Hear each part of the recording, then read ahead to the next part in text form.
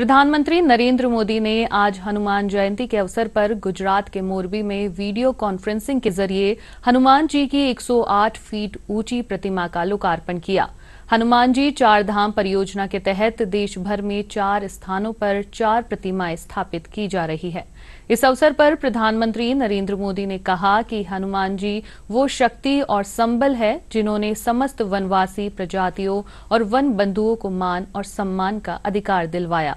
इसलिए एक भारत और श्रेष्ठ भारत के भी हनुमान जी एक अहम सूत्र है।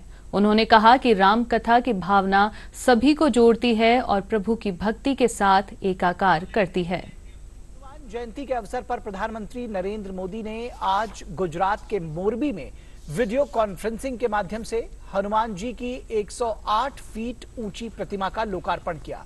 हनुमान जी चार धाम परियोजना के तहत देश भर में चारों दिशाओं में स्थापित की जा रही 4 प्रतिमाओं में से ये दूसरी प्रतिमा है।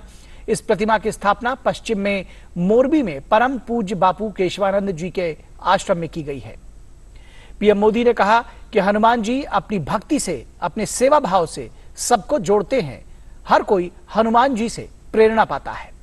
हनुमान जी अपनी भक्ति से, अपने सेवा भाव से सबको जोड़ते हैं। हर कोई हनुमान जी से प्रेरणा पाता है।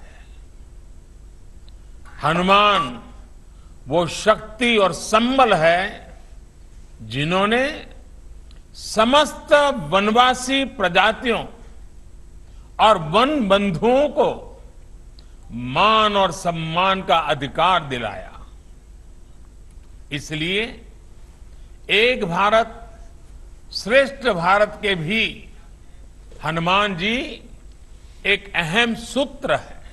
मुझे बताया गया है कि हनुमान जी की इस तरह की 108 फीट ऊंची प्रतिमा देश के 4 अलग अलग कोने में स्थापित की जा रही है।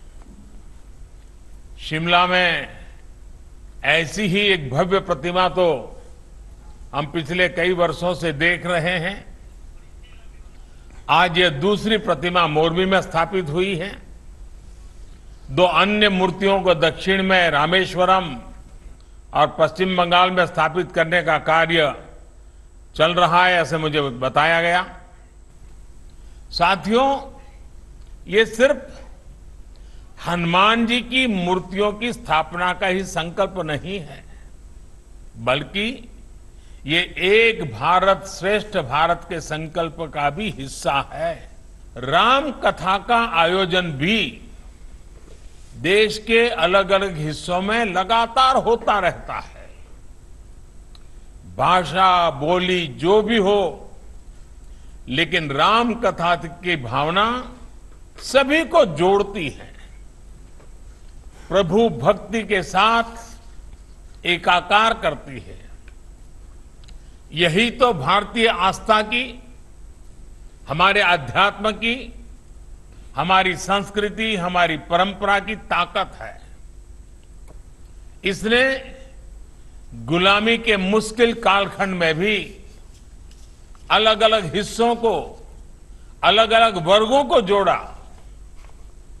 आजादी के राष्ट्रीय संकल्प के लिए एकजुट प्रयासों को सशक्त किया।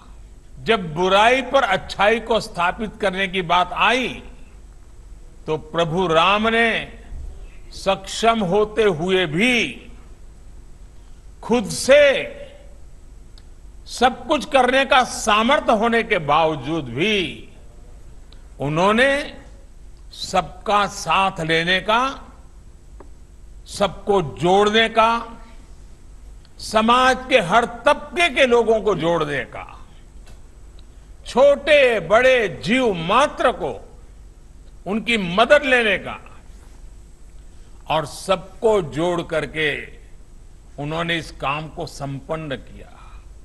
और यही तो है सबका साथ सबका प्रयास।